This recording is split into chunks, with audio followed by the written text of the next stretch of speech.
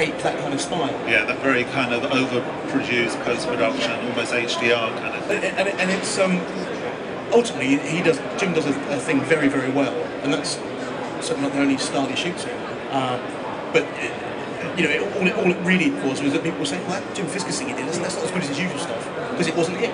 But it's interesting because you were very instrumental in bringing him over here, because those big Channel 4 ads that he did, that was very influential.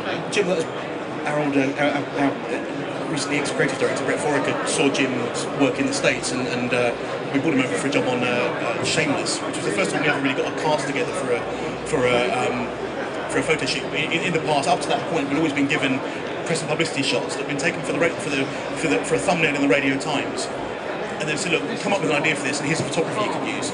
And working with Jim on that Shameless thing was the first time we were given the chance to actually get a cast together and do a conceptual shoot from start to finish, rather than having to fit in images that already existed. And it's in the States they still do that. It's still very much a thing of, look, we'll have a half day with the cast, it gets grey screen, we'll have them running, jumping, smiling, looking through the eyebrow acting and whatever. Come up with an idea based on here's 100 shots. They'll sometimes commission 2 or 3 agencies to say, here's the photography, make an ad for them, as opposed to doing it the other way around, which is come up with the concept and then we'll shoot it. But I think you'll shoot it. And it's really interesting, again, because you keep talking about the idea of coming up with a concept, coming up with an idea. Is that something that you're working very closely with photographers and you look for photographers to come to you with?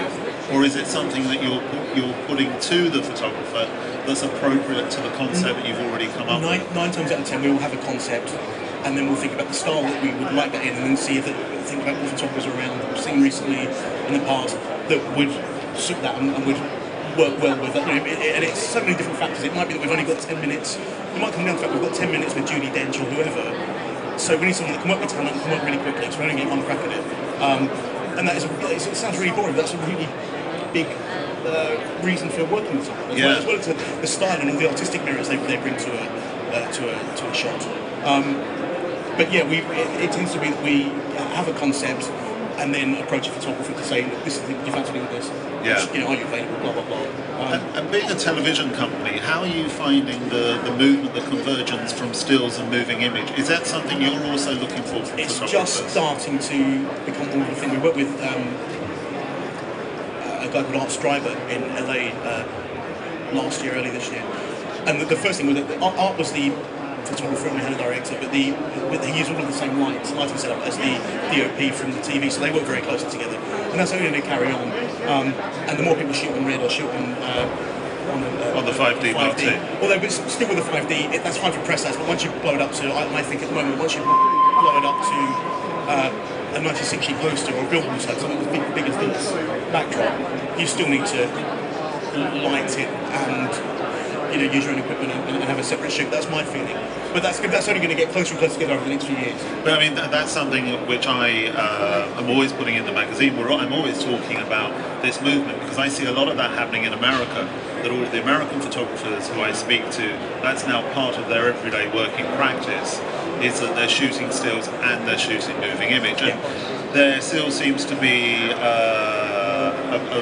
a feeling here that you're a photographer or stills, but from a commissioning perspective, you can see that as you're going to be looking for that from photographers. Absolutely. Again, it's an unusual situation at Channel 4 because we have all our own in-house directors who are a fantastic roster of in-house directors, some freelance, who concentrate on the on-air side of things.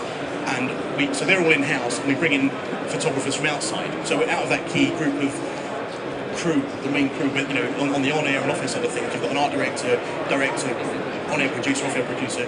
The only person we bring from outside is the photographer. But increasingly, with the equipment and with the advancements, and it's changing all the time, sooner or later we're going to either have the director doing the stills, the photographer doing the on-air, and in fact, even calling them director or photographer is not going to be the issue. They're going to be the director, and they'll be in charge of everything. Now, when that happens, so you see that the photographer will be the person taking on the role of director. Well, or vice versa. I think on certain jobs that's going to merge. Right. Frankly, there's at the moment we have directors who work with a really good number of DOPs. Now, I can really see that kind of changes where we might get a photographer working with the director and then we're just kind of shooting it between them.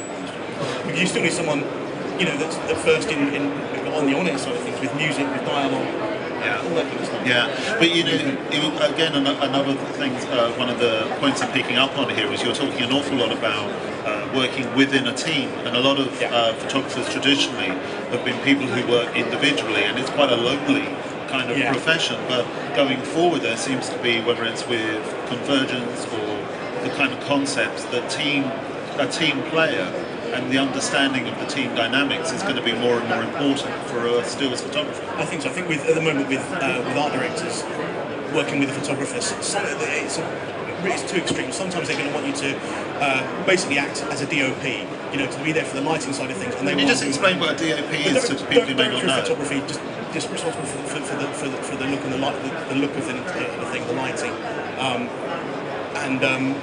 I think with the grain and whatever else. And I think with increasingly, some photographers want that, and they want to be basically the director, if you like, of the still, of the shot.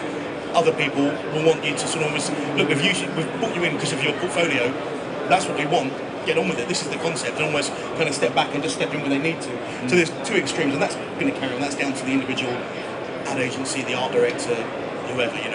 So you think that going forward there'll still be a demand for someone who is still a stills photographer, absolutely, but it could actually affect the possibility of you getting a job if you can't offer the other side, or do you think it doesn't matter? I think you work with someone because of their look, because partly firstly because of their look, and secondly their personality and the ability to get on with it. So the more a photographer can bring to an image, if you've got a concept, and generally they're either mapped visuals or they're scamped up in, sometimes they're quite nicely done, sometimes they're in biro or whatever.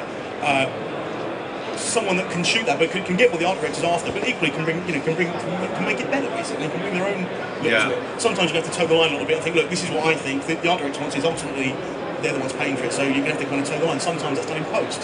So actually, there's quite a few photographers that I've worked with that have got perhaps a slightly different version in their portfolio of a shot that I've got in my one. And that's entirely their problem. And where do you think it's going to get to on the whole process of professional photographers coming to you and working? Do you think that